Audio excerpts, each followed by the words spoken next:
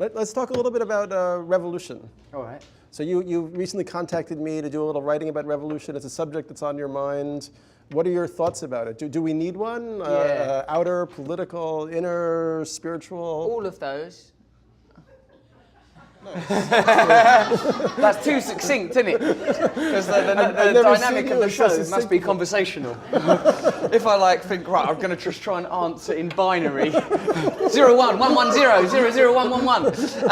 I think that, yeah, and I think there has to be all of them. It's you, in fact, that turned me onto that, Buckminster Fuller fella. Yeah. And he goes, don't he, that you've got to look at the whole thing, the whole reality, the maximum positive impact for the 100% of humanity without ecological damage as soon as possible. So how are we going to do that? I think everyone's got to be really nice. I think start off with that. I suppose what's happened is, this is what I believe in, mate, is that certain cultural narratives are promoted that are beneficial only to elites. These cultural narratives are not true. We need to realign the cultural narratives that we promote.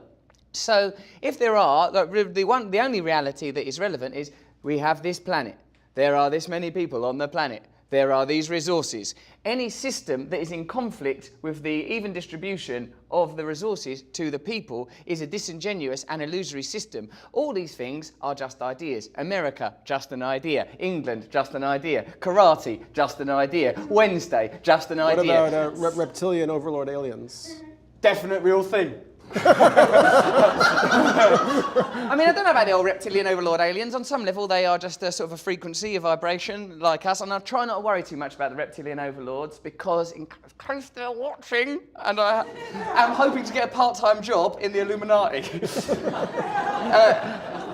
On the weekends. What do you see your role with the Illuminati? What kind of work would you like to do with them? I'd basically just like to do massage for the Illuminati.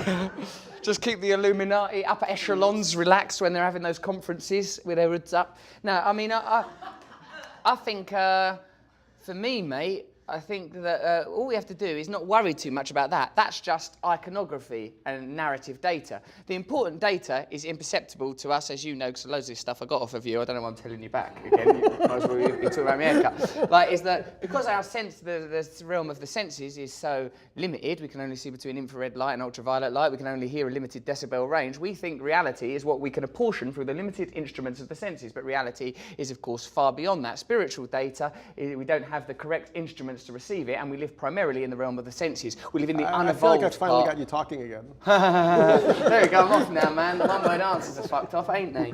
Right, so we live in when you talk about, see, in Christian myth, these ideas are quite evident. When we talk about what Campbell said, what is the relevance of the resurrection of Christ, some guy 2,000 years ago, if we are not constantly resurrected into the moment anew? I think what Christianity is referring to with this resurrection myth is that the dead human ape has fulfilled its potential. The dead human ape has not evolved for the last 10,000 years. These are the achievements of the dead human ape. Now we must transform, become enlightened, so that we can access the next realm of consciousness necessary for evolution. Right, which also involves sharing the resources equitably, so the whole yeah. planet can partake in the abundance that's available. We've got to let go of temporary, transient ideas like individualism. The nature of monotheistic faiths, these dead desert religions, is to encode us with the idea that individualism is more important than paganism, ideologies that integrally relate us to the earth so that we know that we are integrally, indefatigably related to our environment, and we live in the service of our environment because self is a temporal illusion. So how do we make that jump in tangible and practical terms? Well, some people like you just go off to the jungle and eat a bunch of plants. People like me,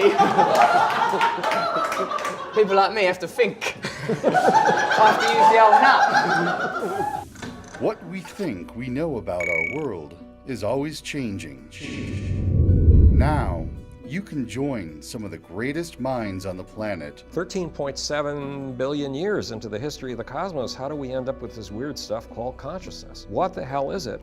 And share in the ideas that are shaping our future. We have an obligation for the evolution of our species to continue to pioneer. This is the country of the pioneer. We have the truth you are seeking. This is very much part of the mainstream now, and it's not going to go away.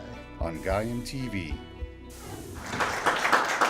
Well, this is fun for me. I got to introduce two extremely extraordinary human beings to each other. Eve, meet Russell. Russell, meet Eve. Hello! So happy to meet you. I'm happy to meet you. You seem No, so really. nice and kind and a bit sexy. Thank you. Oh, thanks. So we were talking beforehand about kind of, cultural programming, which we kind of discussed a little bit, and and how kind of in a way we could use cultural engineering to bring about kind of a transformation, which I guess you've been doing. Maybe you want to tell Russell a little bit about your perspective on that.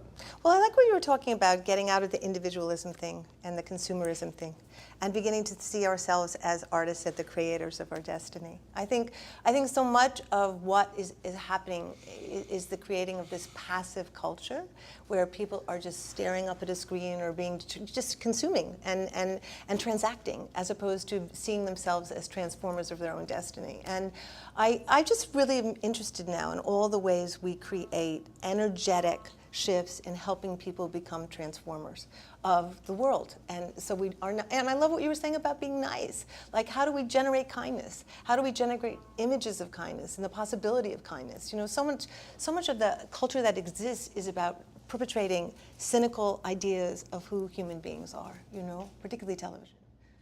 Yeah, it is.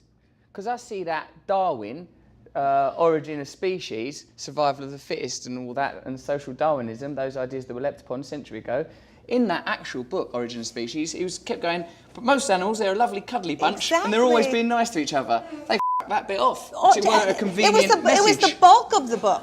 The survival of the species was only a tiny little bit of the book, you know? So they just look for information that's conveniently conveys a pre-existing narrative, then bombard us with that narrative till we can't think nothing else. Absolutely. Absolutely. And what if we nice. just started saying that people, another Terence McKenna thing, he says this really interesting thing about the fall, right? That the whole idea of the fall, that people are fallen. Who made that up? Maybe we're rising, maybe we're not fallen, but that just keeps everybody in their place believing they're fallen people, you know? And I think if we actually kind of pulled out from that thinking and saw, just really reframed who we are and reconceived who we are, like actually we're rising people, not fallen people, that we can create. And I love what you said about the evolution of the next consciousness, that we're just here to push up to the next place that we need to go, you know? Yeah. Yeah.